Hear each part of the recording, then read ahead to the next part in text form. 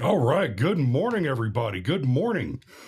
So this morning we're going to be talking about abortion, and we're going to be doing it because Canada apparently wants to kill all the poor babies. We're going to start with this article from the People's Voice. And real quick, before I get into the article, a little bit of housekeeping. Patrick, I saw your text message this morning about an hour after you sent it. I was in fact awake, but I had left my hearing aids in the house, so I didn't hear the phone. I didn't hear the phone ding at me. So I saw the message, and it was about time for me to take my morning constitutional in the chair. So didn't have time to get back to you, but I assume you just wanted to chit chat while you were driving in, and there we go. Now, I'm running a couple of minutes behind because while Patrick was trying to get my attention this morning, frankly, what had happened was I already knew what I was doing the show on. I had already read the article. I was ready to rock and roll. And I thought, I got a little time. I popped in to play a little Diablo 3, and I ended up power leveling a couple of guys. And I might have hung out a little too long with the boys online and found myself just a couple of minutes behind when I was finishing up the thumbnail this morning. So here we go. Let's start with this. Canada to begin euthanizing newborn babies from poor families. All right. I'm going to be fair. There is not actually some new law in place for this. Okay. This article is a little bit sensational. It somewhat sensationalizes the actual facts on the ground, but part of the conversation that we need to have here is the slippery slope. Yes, the slippery slope by itself, the slippery slope argument is a fallacy. That said, that is only true if there is no historical precedent or mechanical evidence to support the argument. And as we have seen historically on the abortion question, on legalization of drugs, on gun control, on gay marriage, on the indoctrination of your children into the transgender cult, the slippery slope is not a fallacious argument. It is, in fact, a historical description. And it seems to win every time because we will sit back and say, oh no, that person's crazy. Right? In the mid-90s, the argument was that we want to see gay rights because everybody should be treated equal, and the government has no business in the bedroom when it comes to what happens between two consenting adults. And the opponents of that position argued that if you give ground here, then the next thing you know, they'll be teaching gay sex in public schools to children. And if anything, we've learned that those naysayers they lacked imagination, because what we have seen in very recent memory are instances where the children are being shown literal pornography in kindergarten, first, second grade, up to and including books which include instruction sets on how to use Tinder, Grindr, the primarily gay dating app, to seek out illicit sexual partners. Now, we're not just talking about minors. We're talking about children under the age of 10 being being introduced to books that include an instruction manual on how to seek out an adult partner. Okay. We've seen actual arguments by, theoretically legitimate political movements and politicians and elected officials that what they call a minor attracted person, right? The kind of portable document files out there, that is an orientation, just like homosexuality is, right? That is their argument, not mine. So while I will be fair, I will try to be fair and point out that in this article, the headline is a little sensationalized, but it is a mistake to believe that the left does not have their specific objectives. Okay, Dad, I love you, and I agree with you 99% of the time on most things. And I know you know better now, but I don't mean to beat up on you, but I'll make reference and I'll talk about it a little more.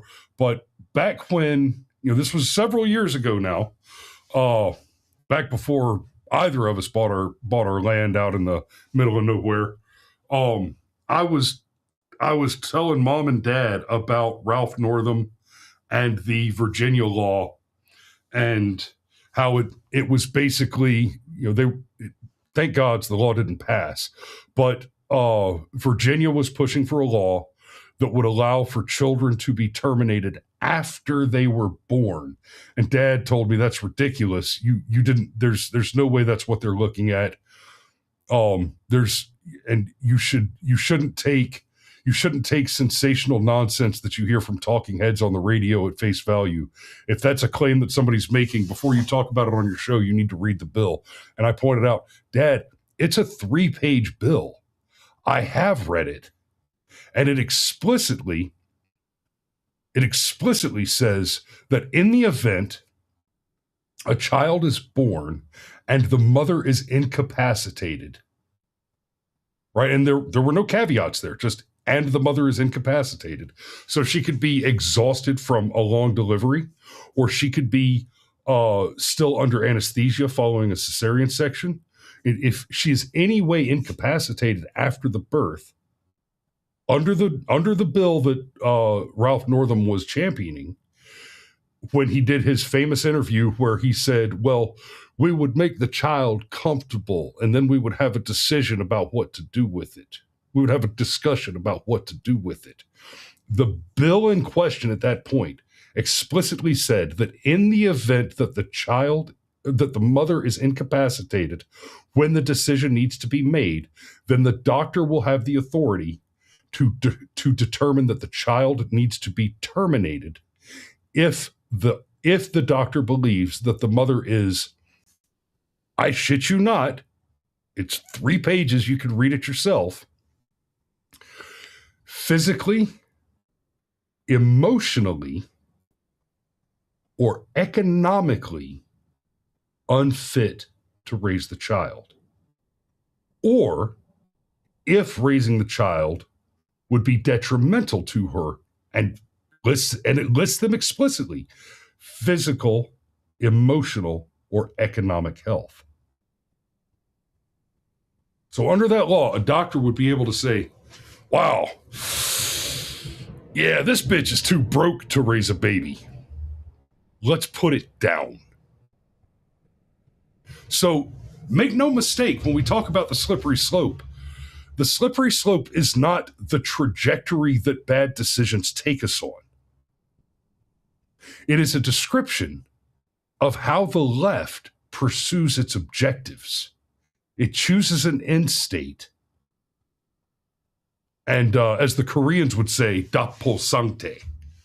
It's a slow stepping, trudging situation through dapolsangte, walking through a wet rice paddy. Dapolsangte. It's a slow trudging. We'll get there eventually, but we're going to get there. That's how they operate. So let's take a look at this article. The headline, Canada to begin euthanizing newborn babies from poor families. Canadian physicians will soon be able to legally euthanize infants born into poor families or suffering from underlying health conditions. Here, let me blow that up for you a little bit.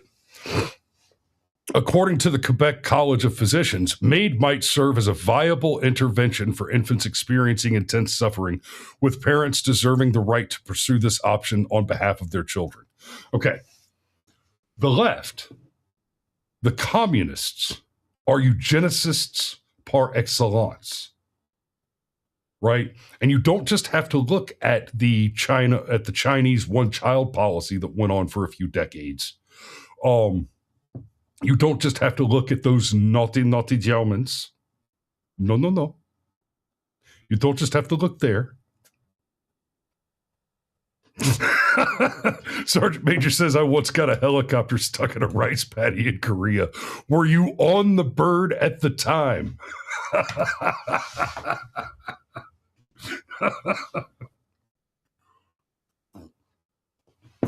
Yo, my dad has some fantastic stories. You know, I love being a soldier in a soldier's family, because I tell you what, you civilians out there, you do not have the stories. the shit that happens to us, the shit we get up to, hell, just the shit that Mario and I got up to at DLI. Y'all don't have the stories, guys. Anyway, and now you broke my train of thought, old man. China. You don't just have to look to China's one-child policy. You've got Castro. The Che Guevara T-shirts. He would famously take homosexuals and the ethnically impure, as he would phrase it, and just execute them en masse. It's a long running thing. Now Canada has their MAID, their medical assistance in dying. It was sold to the public and framed as the option to choose to end your own life, to have your life ended by a doctor, comfortably. Just put them to sleep. They don't wake up again. At the end of your life, when you're in great pain, right? And that's a choice.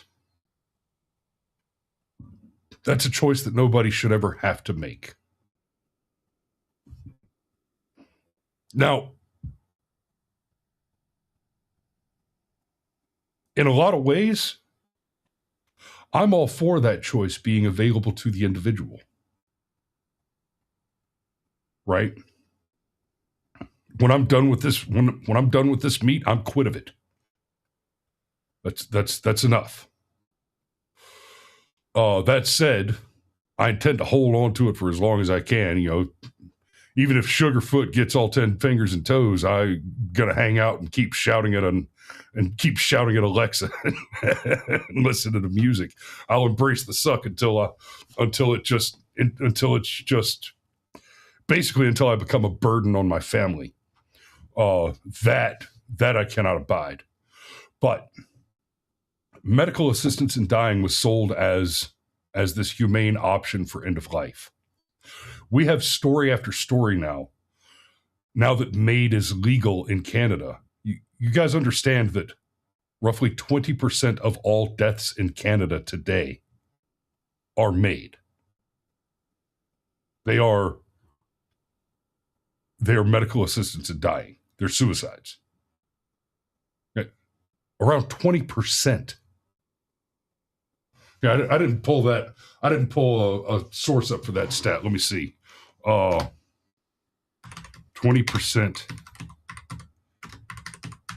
Canada death. Assisted dying. Yeah. Okay, I'm overstating it a little bit. It's 1 in 20, but that's still astronomical.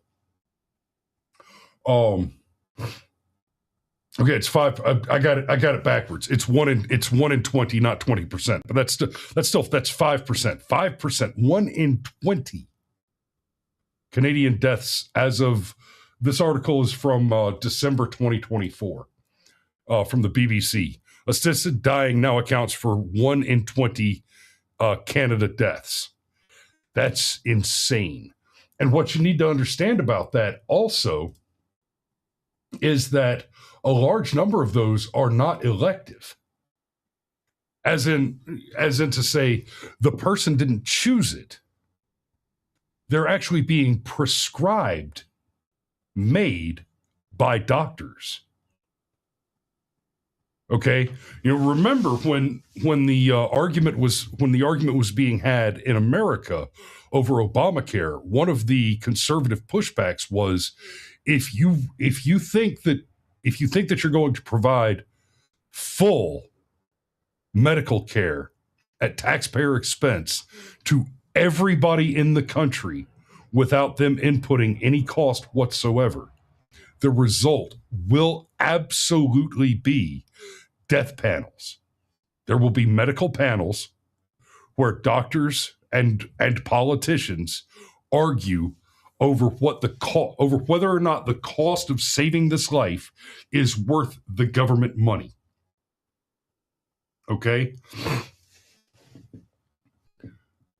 And what will happen is the older you get, the less likely it will be that the panel will say, "Yeah, you're good. We'll take care of you." Right? You get up to 103 and you're let's say you do everything right. You're 103 years old. You're feeling great. You slip and break a hip, and you're otherwise in great health. And if you had private insurance or could pay for a doctor directly, they might be able to do a hip replacement. And you might be sucking hind tit for 6 months or a year, but you might make it to 105 or 106. The government panel is going to say, no, he's had enough. He's had enough.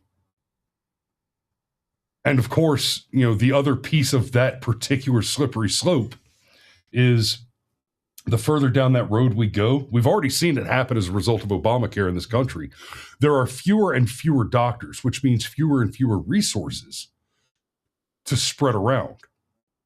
So as the resources become more and more limited by the always predictable, always repeated, historically documented evidence that communism, socialism works until you run out of other people's money, it causes the money to run out faster. And the faster you run out of that money, the more and more it's going to be, oh, well, he's 80. We don't need him anymore. Until it turns into, well, once you get to retirement age, your next medical episode is the end for you. Because you're no longer valuable to the community. You're no longer valuable.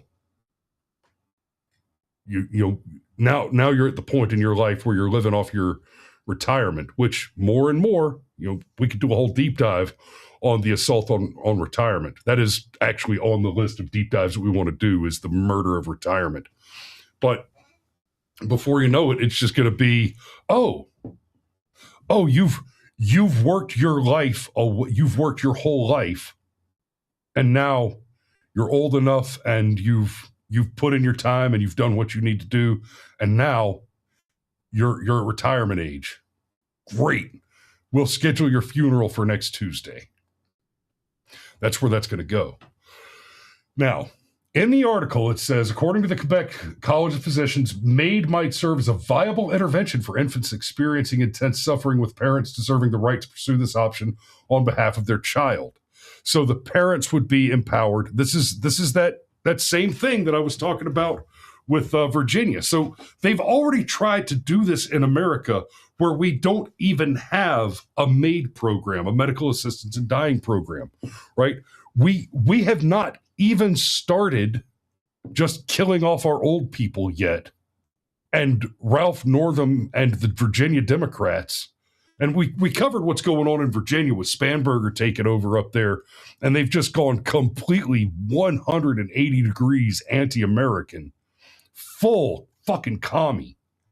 Please believe Virginia will reintroduce the kill it if it's inconvenient bill by the end of next year at the latest, I would argue. I suspect. In fact, I should probably go put a contract on that on call sheet somewhere.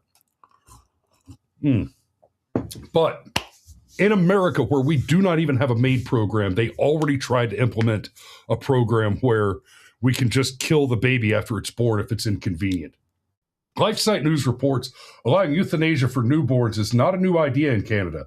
In 2022, a Quebec College of Physicians member Louis Roy said at a special joint committee on medical assistance in dying that the procedure should be allowed for babies from birth to 1 year of age who have severe deformities or disabilities.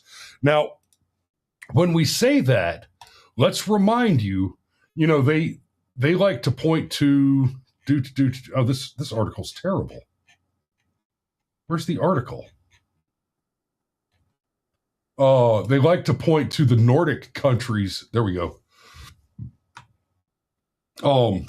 They like to point to the Nordic countries about how we should be living our lives, right? Bernie Sanders loves to point to the Nordic countries. Look at this democratic socialism. And we should take a page from those books. Bernie, those countries are like 90% white. Is that what you're? You just mean killing everybody and taking their money. I got you. I see what you're saying. Norwegian parents speak out against pressure to abort children with Down syndrome. From the National Right to Life. This is from the middle of last year. As a Norwegian couple, Jan and Lenny Robertson learned their problem. Excuse me. Sometimes my mouth runs away from me. Learned their preborn daughter Olivia had Down syndrome. They were offered an abortion. Right? Not they asked about aborting the child. They were offered an abortion. So Denmark especially, but other Nordic countries as well, have bragged that they've achieved near 100%. Right? They have all but completely eliminated Down syndrome and autism from their countries. Did they do it by studying the vaccines and whether or not the enormous spike in the number of autistic adults is related to the coincidentally similar geometric rise in the number of vaccines that are administered to babies at birth? No, that's not what they did. Instead, what they did is they started doing genetic panels, and whenever they identify the genetic likelihood that a child will be born with Down syndrome or autism, they just kill it. They just abort the baby. Kate says, I thought it was Sweden. Sweden makes a similar claim. Norway was the one that explicitly claimed like 98%. Like 98% something. 98% efficacy. Sergeant Major says, don't include autism. It cannot be detected in utero. You are correct. As far as we know, it cannot be detected in utero, Sergeant Major. But some of the Nordic countries made the claim that they can detect certain predictive markers and abort based on that. They're primarily targeting Down syndrome, but they claim that they seek to target several other congenital conditions as well, and autism is on that list. I'm not clear on the specifics of the science on how they make that claim, but it's on the list of conditions they seek to predict and terminate. So you're right to say that they're not doing that one yet, but they are basically saying that that's the objective. So back to the article. According to the Quebec College of Physicians, MAID might serve as a viable intervention. Lifestyle News reports allowing euthanasia for newborns is not a new idea in Canada. Babies from birth to 1 year of age. Let me catch back up to where we were. At the time, even the radical left government, then Liberal Disabilities Minister Carla Qualtrough, said there is no world where I would accept that. Last year, LifeSite News reported that Health Canada has been funding a university research project concerning youth views on euthanasia that included a brief discussion as to whether children with severe autism would ever be allowed to qualify for death under euthanasia. There it is. So that's, and remember, in this case, in the case here, the argument they're making is not that they will identify the genetic code, but they'll wait until the baby's born, and if it appears to be autistic, then let's kill it. See what I'm saying? Well, not what I'm saying. What the Canadians are saying. Assisted suicide was legalized by the Liberal government of former Prime Minister Justin Trudeau in 2016. Castro's boy, under the current law, assisted suicide is prohibited for minors and the mentally ill. Activists, however, have been pushing for expansions with varying degrees of success. In 2021, the Trudeau government expanded euthanasia from killing only terminally ill patients to allowing the chronically ill to qualify after the passage of Bill C-7. Since then, the government has sought to include those suffering solely from mental illness. Right? There's your slippery slope in action right there, guys. Okay, right there. It started off as, like I said, for the terminally ill. You know, you're 100 years old with 37 different cancers, and you're just tired of shitting through your toes. So you say, listen, doc, bring me my last cup of pudding and send me off to Valhalla. I'm done. I'm just done. It went from that to, hey, your baby's stupid and you should do some murder about it.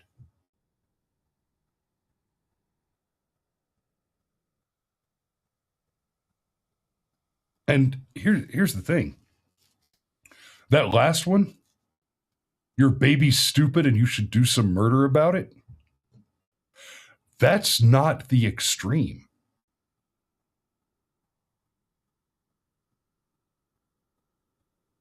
That's not the end goal. The end goal is, oh, hey, we have too many pores. Let's napalm that ghetto. Yeah, for tax purposes. Right, that's the eventual goal. You know, back in 2020, when we first saw the Ahmaud Arbery case, I made what at the time, and I've referenced this several times before, I made what at the time I thought was a somewhat outlandish and hyperbolized claim for the purpose of making the rhetorical point.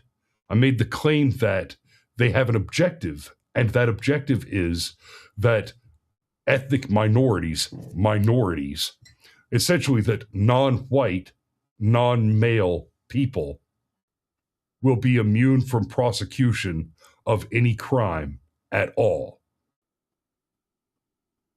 And at the time, I thought that I was making a hyperbolic rhetorical point. And the further we've gone down the road here 6 years later, the more clear it has become that, oh, I didn't take it far enough. It's actually far worse than I could have imagined. There is one thing one thing that you can count on the Democrats to be, and I mean the left, the communists, the socialists, the globo homo writ large, is that they will consistently be more evil than a decent mind can imagine. Guys, I have a bunch of other articles and several other points that we may or may not get to this morning.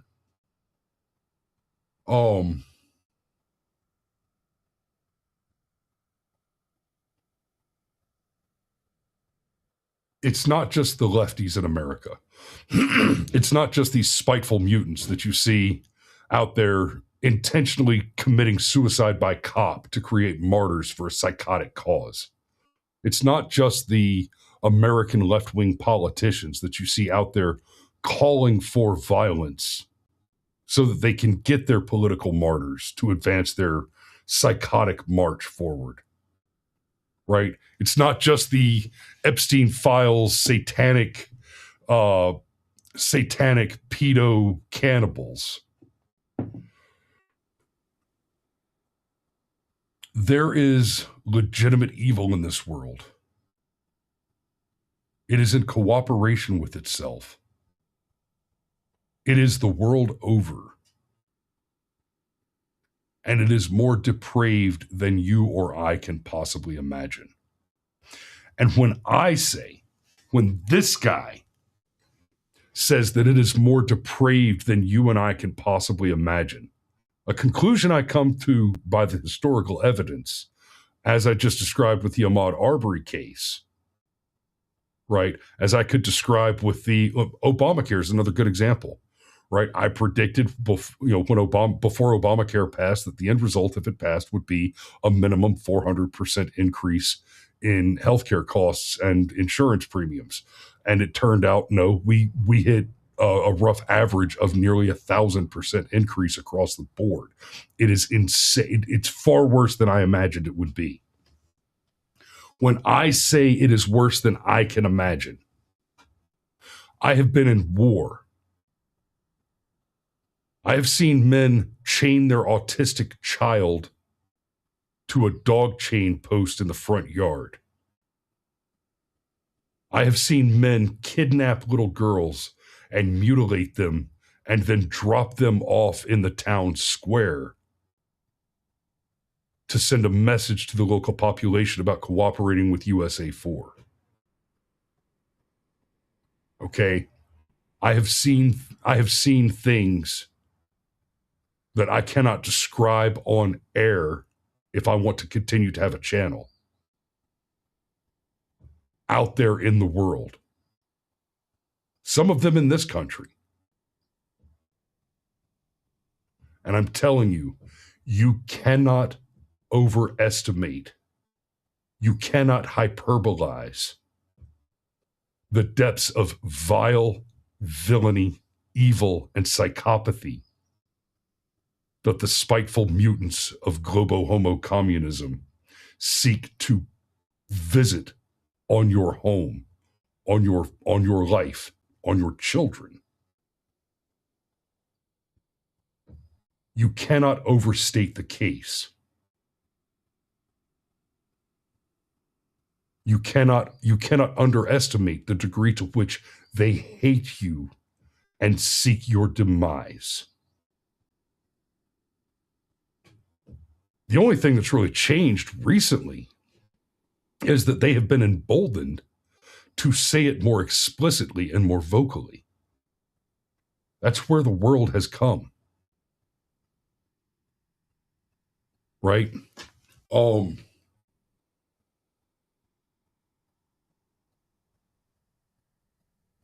Yeah. I'll close with what I should have started with. When the advocates argue for abortion, they like to hang their hat on 3 exceptions: rape, incest, life of the mother. I would ban all abortion entirely. I would make it a capital crime. Now, intent must be a factor. Intent must be a factor here, right? Babies die in childbirth when you're not trying to kill them. That happens.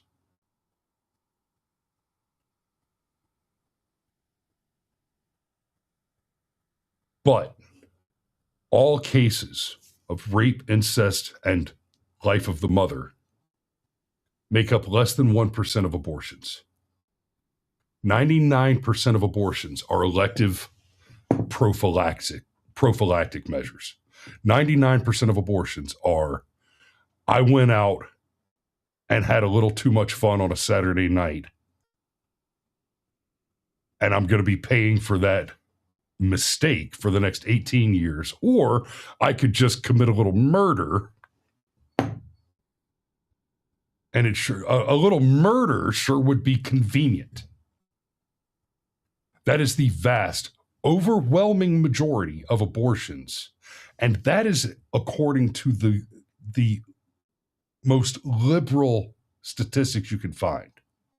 Okay, that's according to the Planned Parenthood statistics. I think Planned Parenthood puts it like 1.5 or 1.7% fall into that rape, life of the mother, incest, right?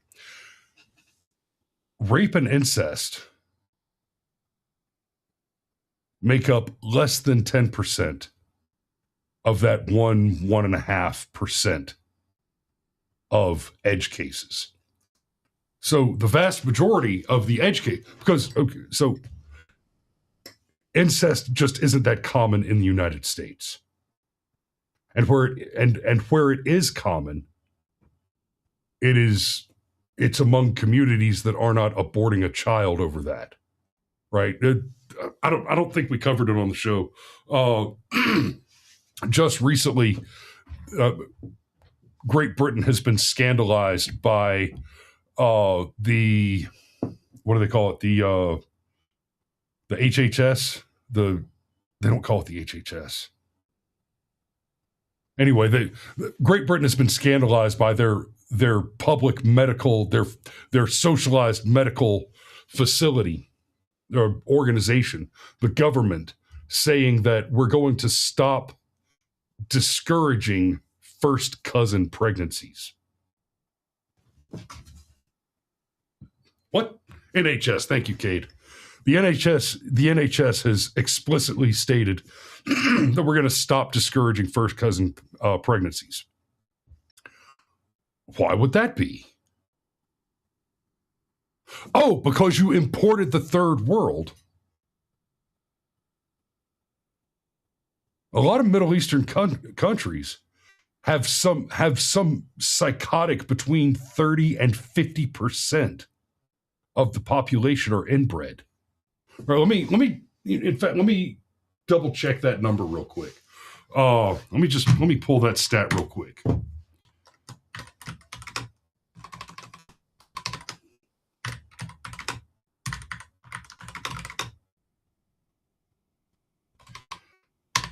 Okay, fat fingers.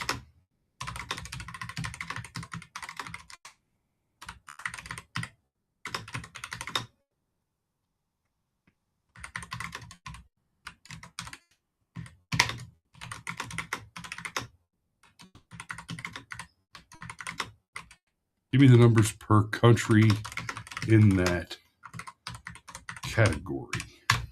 But yeah, so they basically imported the third world, where that is, okay, here you go. Saudi Arabia, 50 to 60% consanguineous marriages with local areas, over 80%. Iraq, 47 to 60%. Jordan, approximately 28%. Qatar, around 50% consanguineous. United Arab Emirates, roughly 40 to 65%.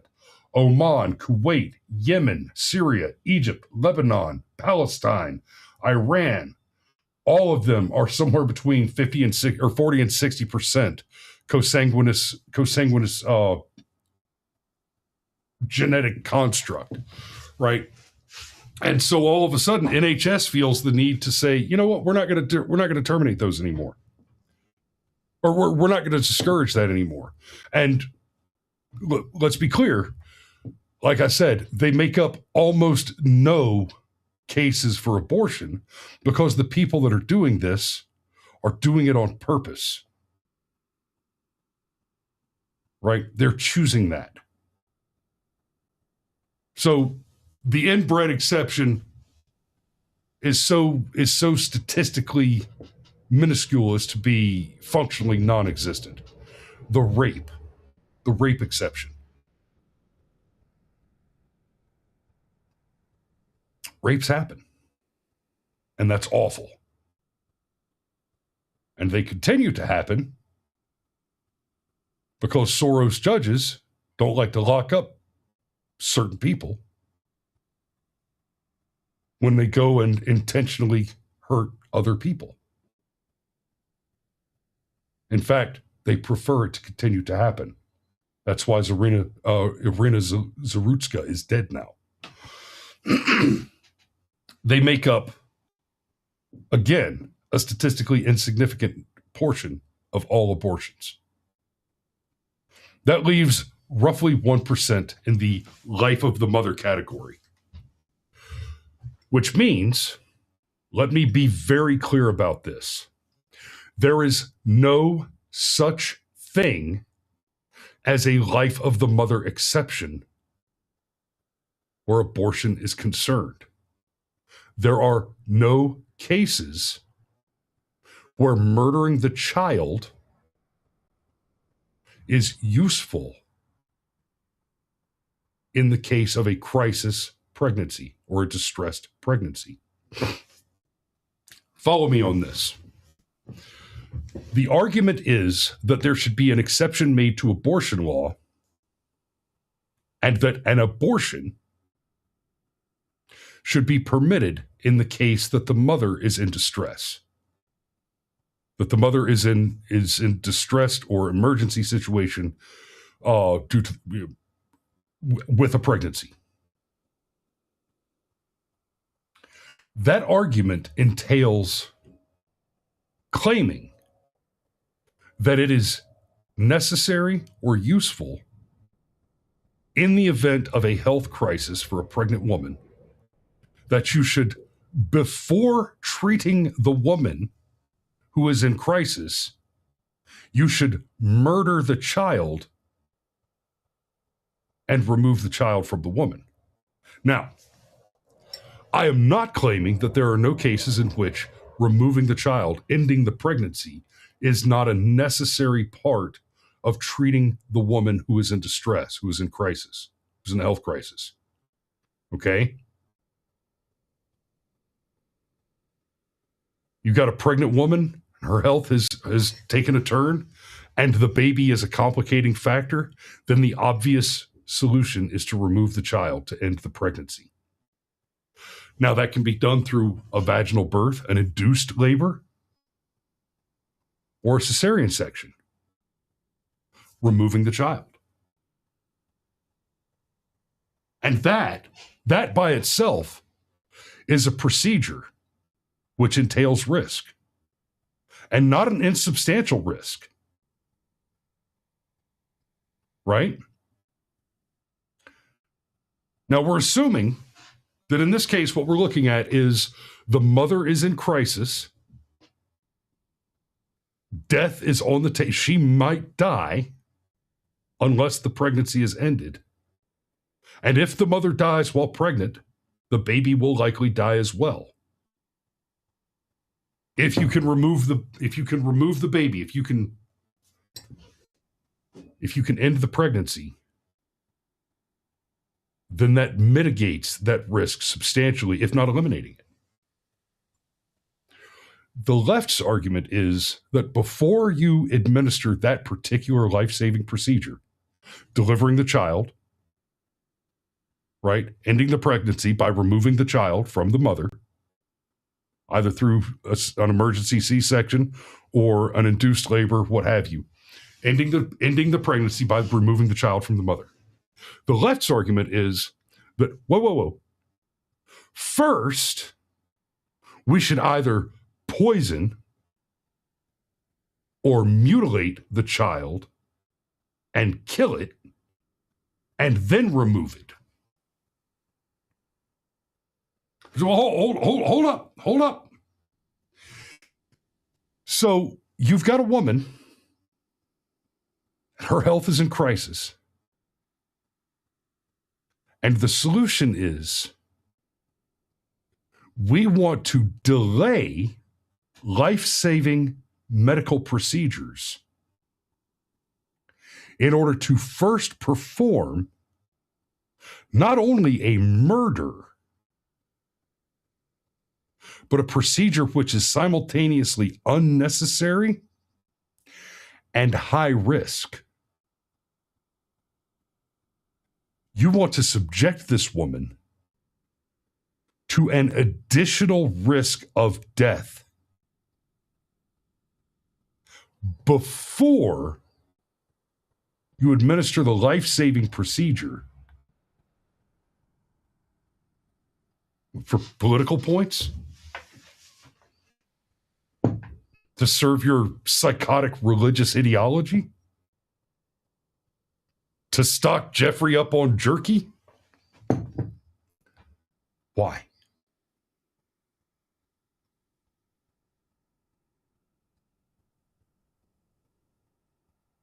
Why? There are no cases where murdering another human being saves a life. Notice I use my words very carefully there. There are no cases where murdering another human being saves a life. Right? I'm in a bank robbery. I draw my pistol and I put the robber down. That's not murder, because murder involves intent.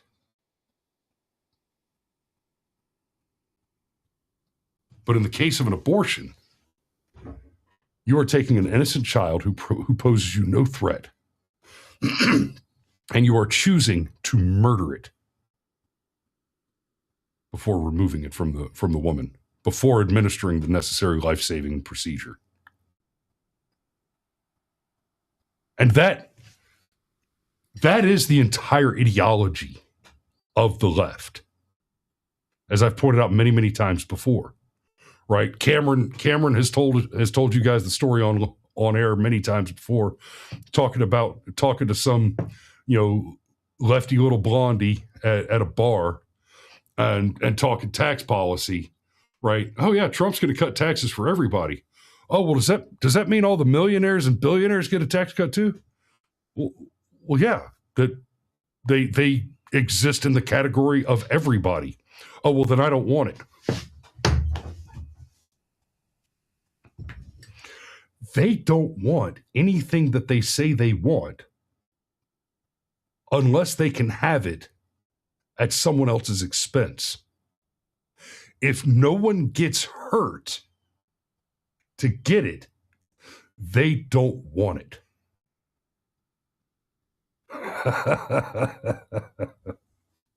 Sergeant Major says my wrinkles look like a Klingon.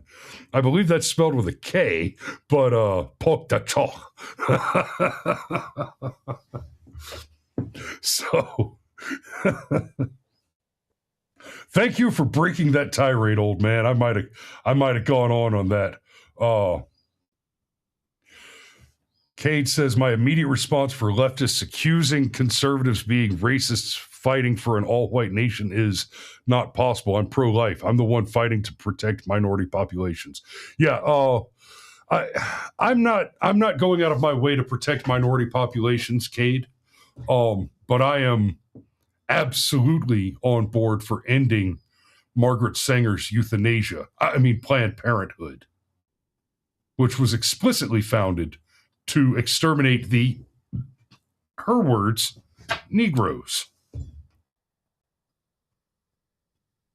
No, that's not propaganda, hype, etc. That's just the book. Now, I will say this. I am a little conflicted on this issue tactically, because in theory, good conservatives right? We have babies. I know. I feed them, right? They want to eat every damn day. And there's a shitload of them out here, right? Oh, I got some babies. And it never, ever occurred to me. I had a pregnancy scare with a girlfriend when I was about 17 or 18. And it turned out it was this bullshit psych game that she was playing. She lied about being pregnant because she wanted to see if I'd be a stand-up guy and stick around. And the idea of aborting the child never entered my head. She told me she was pregnant. I was like, that's fucking awesome. I mean, I've already got a job. We'll be okay, but obviously I'm gonna have to step my game up because the $12 an hour I'm making managing a Papa John's right now just isn't gonna cut it. Oh no. Psych. I was just kidding. I just wanted to see if you do the right thing. Oh, okay, we're done here. But even then, even as a kid that wasn't really ready for it, the idea of killing one of my children.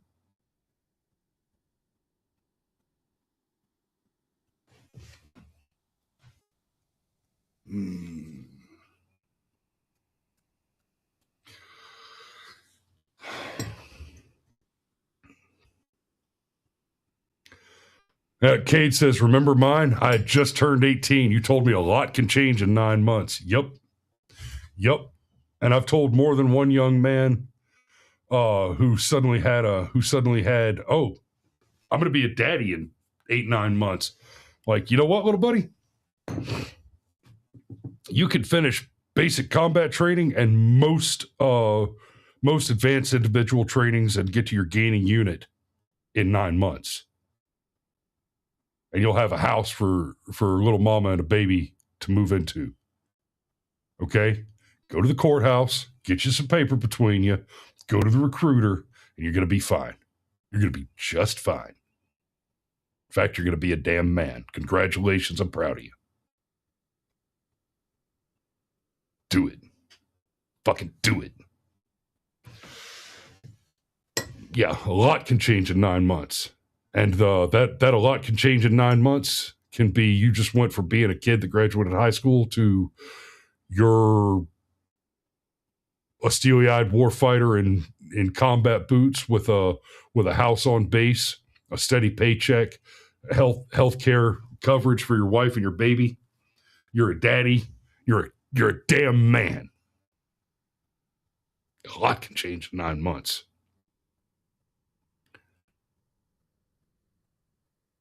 A lot can change in 9 months. So, but, it seems to be it is also true that the most vocal supporters of abortion are these spiteful mutants that no decent man is ever going to stick his pecker in. So that, Sun Tzu might tell us to just let it go, never interrupt the enemy when he's making a mistake. But I do not accept the proposition of original sin.